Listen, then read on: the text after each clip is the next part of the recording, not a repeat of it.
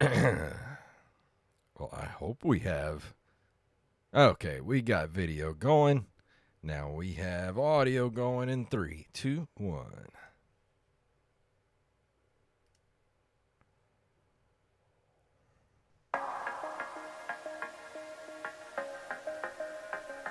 Just drop that ass, bitches. Open micers in the house. Pop that pussy with that open micers logo in your mouth. Jason with his bald ass head. Jacob looking inbred. Open micers, bitch. Heard what I said? Drop that ass, drop that ass. Open micers in the house. Drop that ass, pop that pussy. Open micers in the house. Open micers in the house. Open micers is a mouse. Drop that ass, pop that pussy. Open micers in the house. The mic is now open. That's right. The mic is now open. My name is Jason Robbins.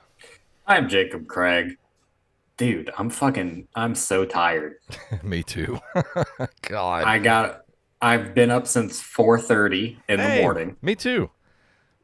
and I push mode like half an acre of land. So I push mode a quarter acre of land.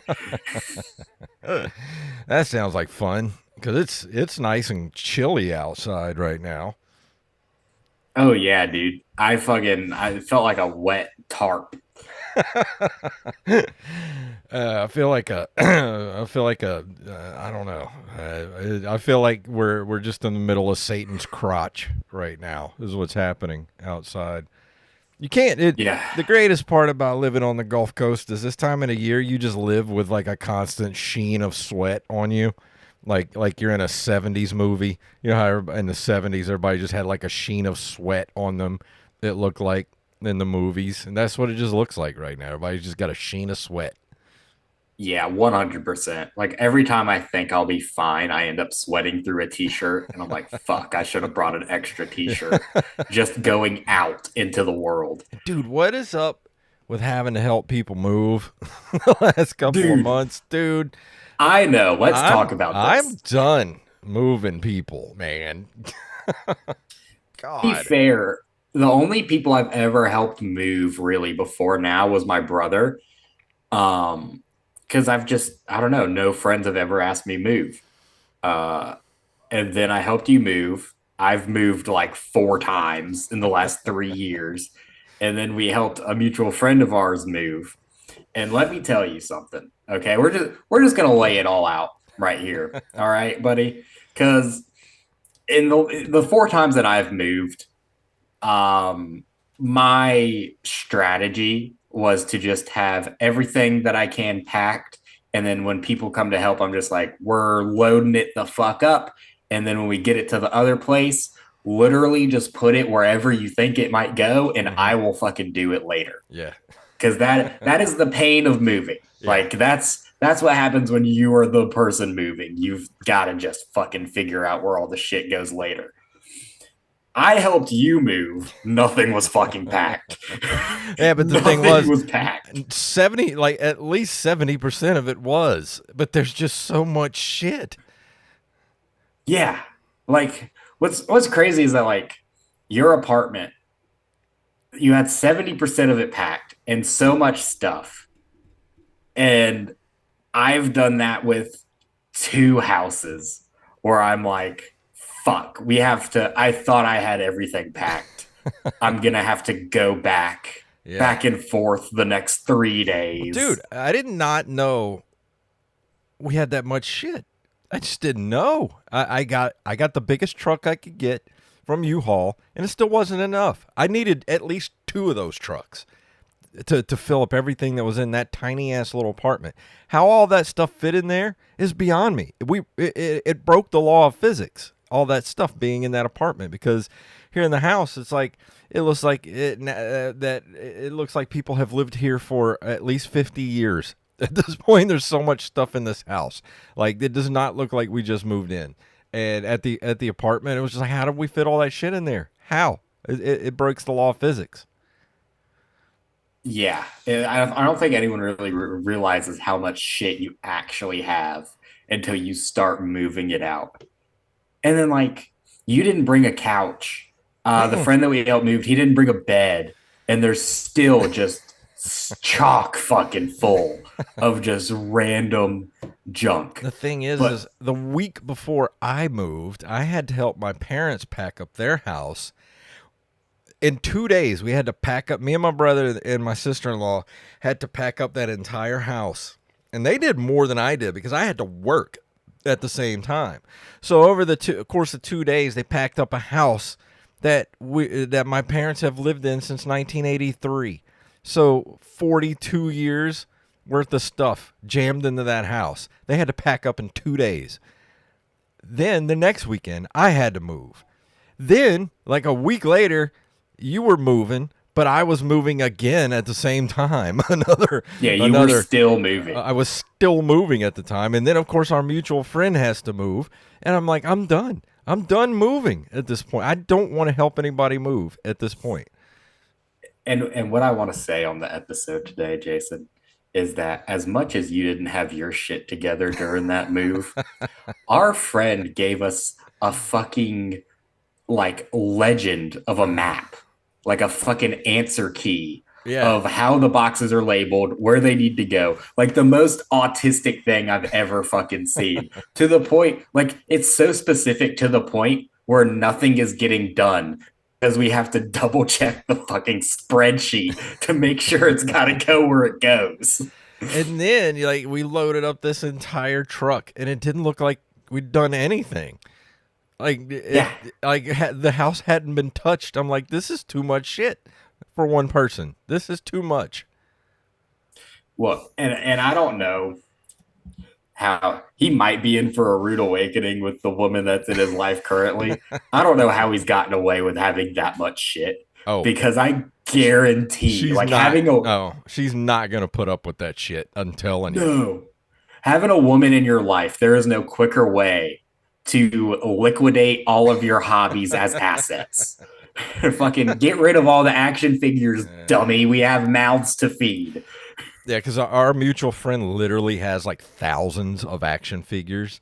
Yes. Not just Star Wars figures, but like an entire run of the original Star Wars Kenner figures, like toys, books, thousands of books, Star Trek toys, just pretty much like an entire museum of toys. And I'm like, is your girlfriend going to let you have all this stuff in the house? He's like, I get one room.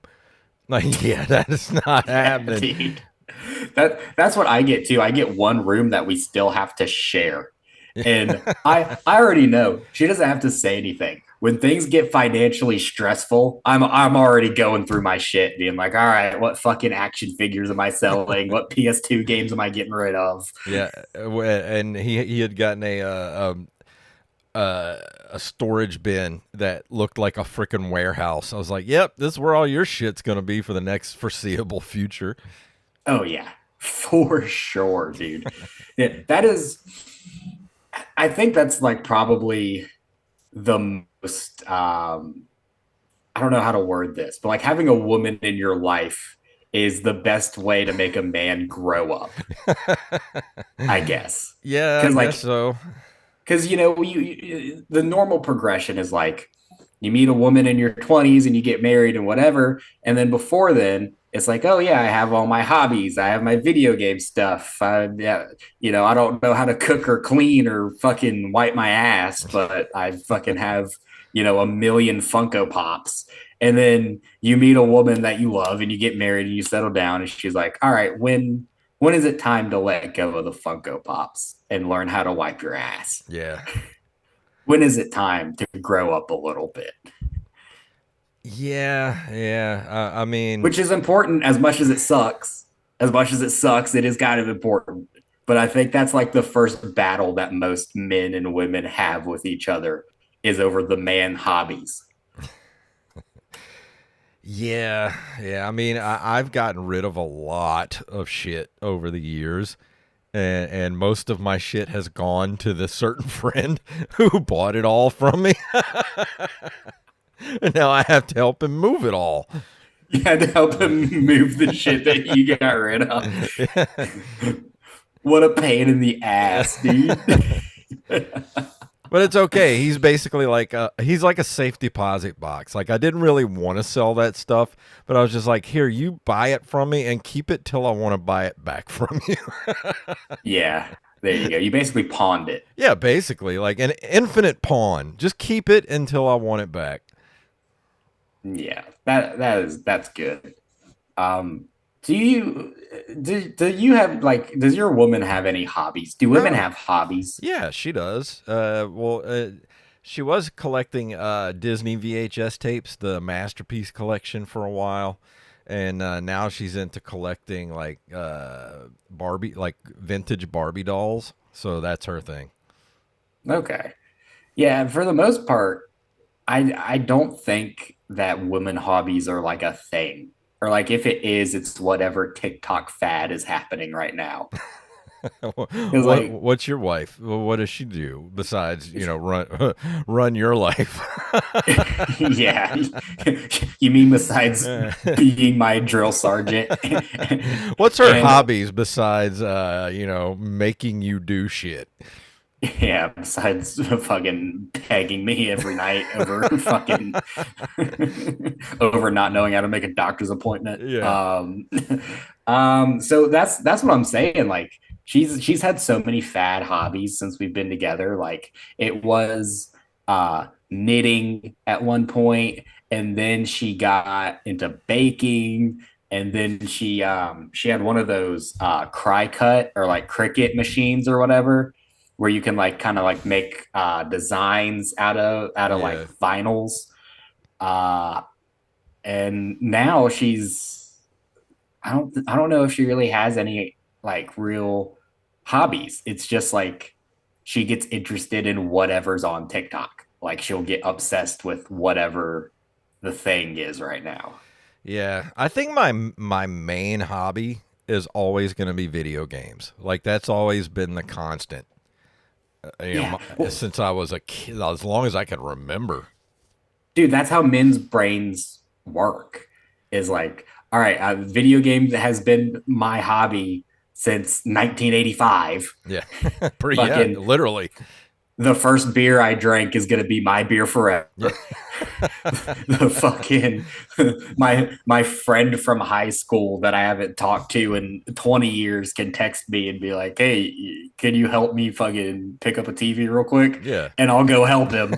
Like that's just how men are. Like we're mentally like attached to things, I guess. You think we're attached to stuff like that because it just reminds us of a simpler time in life? Because even people who had rough childhoods are still like love things from their childhood. I mean, what is that? Yeah, 1000%. I mean, maybe it's trauma. I think for men, a lot, it's before responsibility because there's like it's lessened a lot now in the modern era, but there's still that air of like, well, you got to be a fucking man and go to work and make Yeah. money, and you got to fucking, you know, Gotta go make money. Not enough, but make money. And then everything's still getting more expensive. And you're just like, whatever little money I have stashed or what left over, I'm just going to buy a video game so I can dissociate from the yeah, world for a little while. yeah. It's like even as a man in 2025, when the chips are down, everyone's gonna look at you. Yeah. And you're like, all right, I guess I'm responsible for fixing fucking everything. That's why we like shit from our childhood because it reminds us of when our dad was stressed out, Yeah. was like, all right, I guess I gotta fix fucking everything. And we're sitting in front of the TV playing a video game, like, my dad's got it. Yeah. Yeah. Because my dad played music, but he didn't really have like stuff from his childhood that he hung on to. I think this is more of a Gen X and forward thing. Because I just don't know. I mean, what did my dad have when he was a kid? He had like Howdy Doody and shit like that. Like I don't know what he had as a child that was like we had. Like at least like I had. I had like Ninja Turtles and He-Man and Batman and like G.I. Joe and all that cool shit. My dad didn't have any of that when he was a kid. It was like when he was a kid, it was like go outside and tame a horse or something. Yeah. Go outside and cut the grass with a pair of Yeah. scissors, Oh, and you don't want come back. to you want an action figure to play with? Here's a stick. Yeah, here's a stick. Don't come back inside until your dad comes back from the war. Yeah.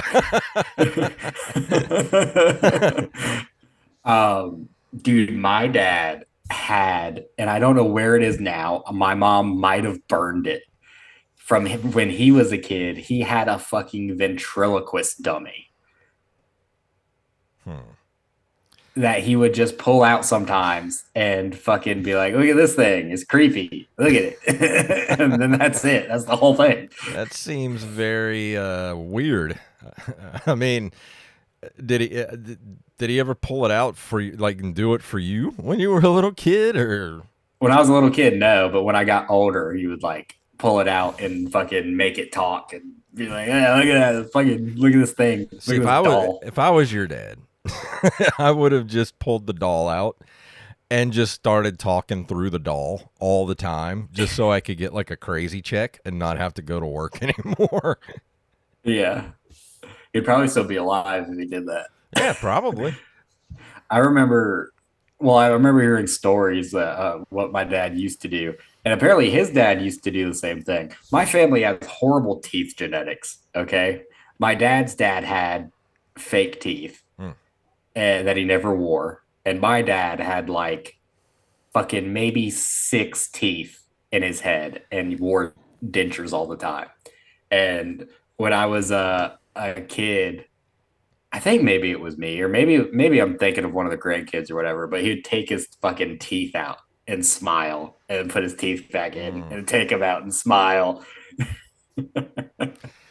Yeah, I remember my uncle used to have fake teeth, and he would pull them out and wash them like in the sink. It was so gross. And then he would like take them and start chomping them and chasing me around the room. I'm like, no, I don't want this to happen. This is this is awful. Dude, you want to hear something fucked? What? My dad never washed his teeth. He would Uh, he would take them out and soak them in water, and then just put more fucking paste on them and put them back in his head. no wonder he died. God, man. Yeah. That's not good, man. That's like some serious like bacteria going on. Honestly, it might have fermented him further. It might have fermented his insides, That's fucking so made him last longer. gross. That's disgusting. Like that just made me like makes me want to go vomit. Yeah, dude. That's terrible. It's fucked. I hope I never have to get fake teeth. Like my teeth are all like jagged and shit, but I still luckily have all my teeth. Yeah, I got most of my teeth except for this one right here. That's a crown because it is not my fault that I had to get a crown. It's because I went to a bad dentist who managed to crack my tooth in half while he was trying to put while I was trying to fill a cavity. Dude, who are the most unreliable doctors? I feel like dentists up there. Yeah, it's up there. You got to find a good dentist because good dentists are hard to find. Dude, number one of all time, unreliable like doctoring professions, chiropractors. Oh yeah, yeah, yeah. That what a scam that shit is. No fucking way am I letting you pop my fucking neck. I'm gonna wake up floating away from my body. Have you seen some of the videos of chiropractic shit that they do to people? The ones that piss me off the fucking most is when they do it to animals. Oh yeah, There, yeah. there's a guy that'll fucking be cracking the back of a fucking zoo lion. And I'm like, the zoo lion doesn't have fucking back problems, dude. It's a fucking lion. Leave it alone. Or he'll like do like the fucking neck pop to the cat, and they'll just be like, Yeah. like, yeah, fuck off, dude. It's crazy. Like I've seen some of those people online that do like the face cracking. Have you seen that shit? Yeah, hate it. What are you doing? That's not supposed to do that. Yeah, cannot stand it. The one that pissed me off the most, I watch these with my wife. She watches them on TikTok or whatever. The fucking animal chiropractor guy was trying to align the spine of a snake, of a fucking boa constrictor. And I'm like, dude, you're What? out of your fucking mind. And he Like, charges people for this? I'm sure he does. Like, you're out of your goddamn mind if you think a fucking boa constrictor has back pain and needs an alignment. You know what a boa constrictor needs? A fucking bullet in the head. They shouldn't be allowed to exist. Uh, man, what kind of schooling do you have to be a chiropractor? Is it just like some kind of certificate? Like you just go to like the local junior college and get like, take a semester of back cracking, and then all of a sudden you can go open a chiropractor office? It's got to be. I mean, they have some kind of doctorate. I don't know how extensive it is, but I feel like it's one step away from massage therapy. It's really one step away from massage therapy. God, I've seen those people crack some people online, and I'm just like, these people are probably going to be dead tomorrow. Like he severed something in their neck. Oh, dude, the one time I got a fucking professional massage or whatever, um, the guy fucking, I got up out of the chair and I couldn't stand up straight anymore after the massage. And I'm like, there's no fucking way I'm going to a chiropractor if a massage debilitates my lower back. Is it because you've never had a massage before? Is that your body's just like, is this what relaxation feels like? I don't know. I think because I'm a big guy and this was also a big guy, he was like, I'm gonna get real deep in there. And he just like massaged my bet he back did. muscles. Just two big old bears just bumping into each other. He massaged my backside until I couldn't feel anything anymore. It was all numb after that. Wow. And then like I went to Lowe's with my mom afterwards and I was trying to pick up potting soil and I just kept dropping it. I couldn't pick up a bag of potting soil. You tore a nerve or something is what that sounds like. Something, dude. Dude, another doctor I don't trust because fuck dentists, right? They're completely out. Like I'm just gonna say it right now. I'm never gonna go to another dentist for as long as I live. Really? I don't give a fuck. I will get in a bar fight and knock out a cavity if it's bothering me that much before I go to a dentist and get something fucking pulled. I am never going to a dentist again. Another doctor that pisses me off is the fucking optometrist. Because you have to find a really good optometrist. The one that I used to see, God rest his soul, he's dead now. He used to fucking open up my eye with one hand and then like touch my fucking eyeball for some reason.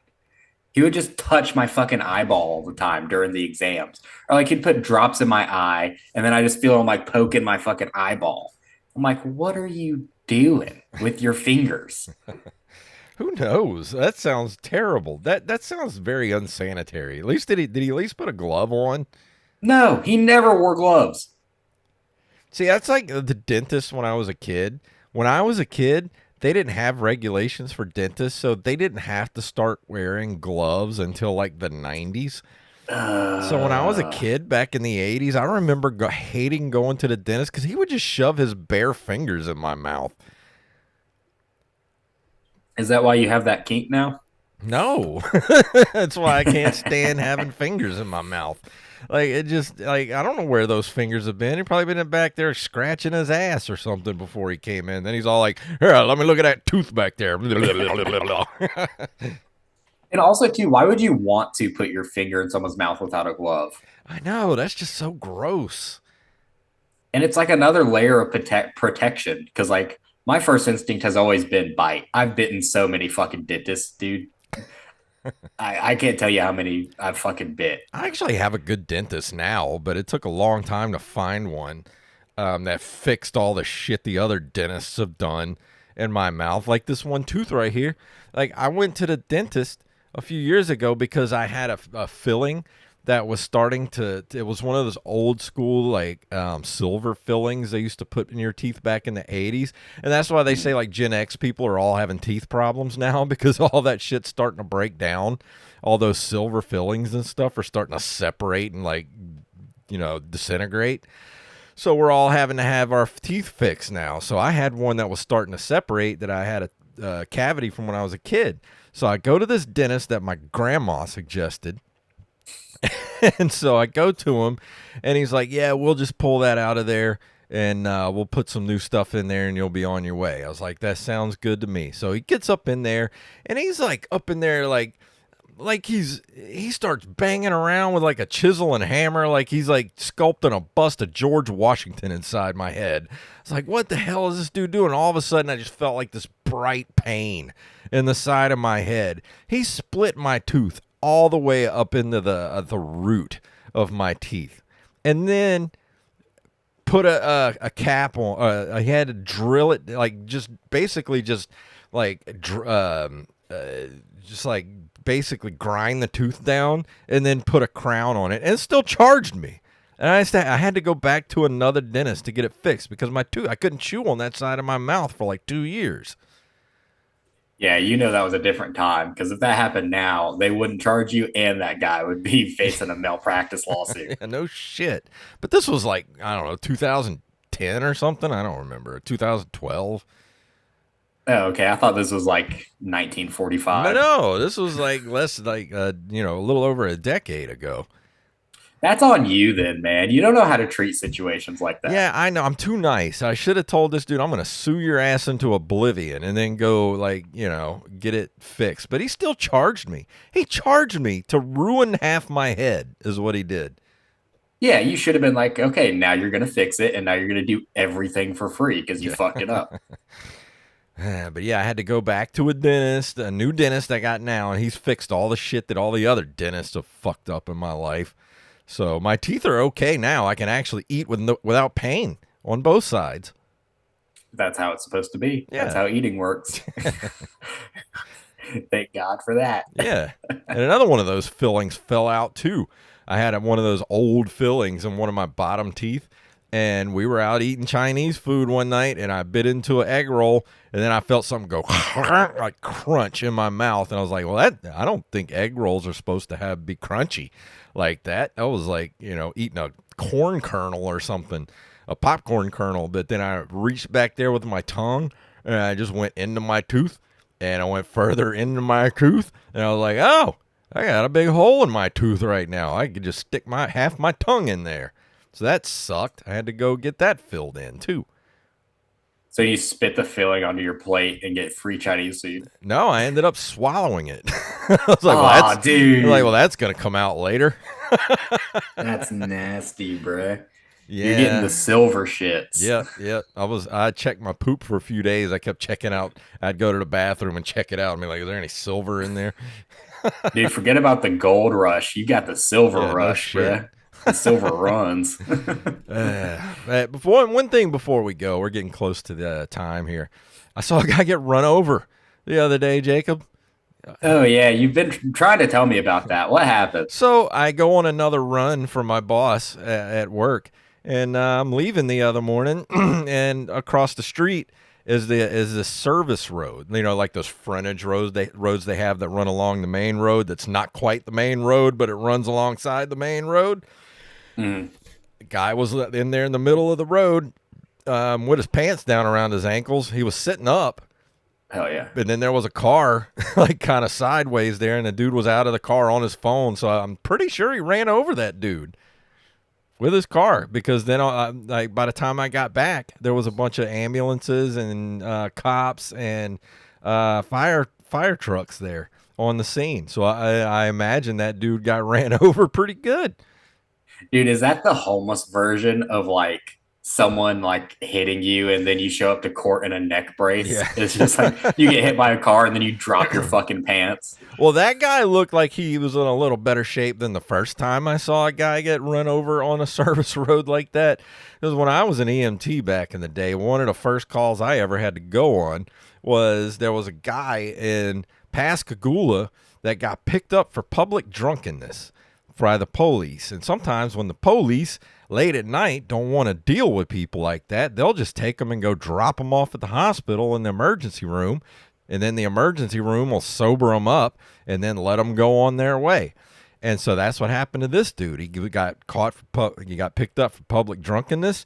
He went to they took him to the ER, dropped him off. They sobered him up there at the ER, and he left. And he was walking across the street. He was on the service road. And I think you're on the service road. You're only supposed to do like 25 or 30 miles an hour. Well, this guy got run over by a dude in a truck doing like 75 miles an hour. By the time we got there, he was like pretty much a big ball of hamburger meat. And the paramedic told me, get a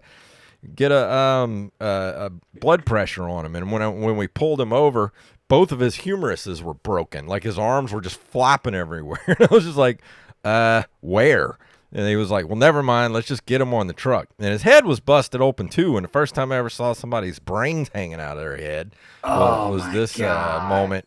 And so we were literally like, the paramedic was like, look, we're right in front of the hospital. Let's just throw him in the truck, go around the corner. I mean, we literally just had to go like around the corner to the emergency room, bring him in. He was dead on arrival.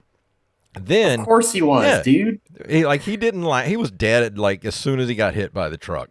And dude, so forget about a blood pressure. Get a trash bag. Yeah, no kidding. Like, who's got a shovel? Anybody got a snow shovel right now? Jesus Christ. And then we had to decommission the truck because I had to spend 2 hours cleaning the back of the truck because there was just so much blood. Like, it looked like a human body exploded in the back of that truck. God. It was awful. Like we took him inside, dropped him off, and then dispatch called and said we had a call. And I was like, I don't think you guys want to send us on this call because it looks like a human body exploded in the back of this truck. And I don't think we should be using this truck for anything right now. And so they decommissioned the truck and told me to clean it. It took me like 2 hours to clean it. God damn, dude. You had to turn into like those guys from John Wick. You fucking call him to clean up all the bodies. Yeah, I was like, "Where can I call the wolf?" Like, get him to get a couple of guys up in here to like clean this up, get them little pieces of brain and skull out of the old seat there. Hey, you got any linens we can put over the seats here, cover up all that blood? When that happens, is that all just medical waste, or is it like evidence for a crime? Like, do the family want that piece of brain back? All that shit just goes in a medical bag that we leave at the hospital that they incinerate. Nice. Yeah. And then I had to go change uniforms because we both had to go change uniforms because we had so much blood all over us. God damn, dude. Yeah, you need to tell more EMT stories on the show. It was a night. I've seen some horrible shit as an EMT. That's why I only lasted a year as an EMT. After a year, I was like, I can't do this anymore because I didn't want to turn into one of those burnt out paramedics. Because let me tell you something. Most of those people who make it to actual paramedic and have been doing it for years don't give a fuck about anything anymore. They just do not care about anything. They've seen it all, heard it all, and they are just numb to everything. So if you think you're going to get any empathy from a paramedic, it ain't happening. Yeah, I get that. I saw a show once. We watched it in the medical class in high school. It was like a paramedic show in Australia. And there's this guy who had stabbed somebody, and he was like guarding the guy from the police with the knife, like standing over the guy so like no one could get to him. And the paramedics were just like, yeah, all right, I'll get over there. And just walked past the guy with the knife, and they're just like, I'm gonna get this guy. Yeah. And I was like, I'll fucking stab you. The guy was like, all right then. Well, I gotta get this guy though. And just took the guy and left. It's pretty much how they are. Like paramedics, no care in the world. Don't give a shit about anything. They'll walk through just a burning building and be like, all right, I guess got a few people in here to get. Right. Well, shout out to all the paramedics Yeah. out there, man. You guys are the real heroes. Yeah, I love all you guys and everything, and ladies and everything you do. And I understand. Like, I know a lot of people out there just like, how can you be so heartless? Like, I think there's a lot of, a lot of nurses and stuff. Like, they rely on dark humor to get through the day. That's the only way you can do it to get through the day, is to develop a really dark sense of humor. Yeah, for sure. But that's going to be it for this week. Is there anything else we need to tell the people before we get out of here? Not really, man. We got a guest next week. I'm going to be trying to book more guests for the month of August. So that's pretty much it. Sounds good to me. And go check out the Nerd Cave Retro show also if you're into retro games and all that kind of stuff. It's at Nerd Cave Retro pretty much everywhere on the social medias. So we're going to go ahead and get out of here. If you want to email us at openmicerspodcast@gmail.com. We're at openmicers.com and, of course, Linktr.com/openmicerspodcast. That takes you everywhere you need to go. All the socials, ways to give us money, all that good stuff. And, of course, go to brezcoffeecode.com.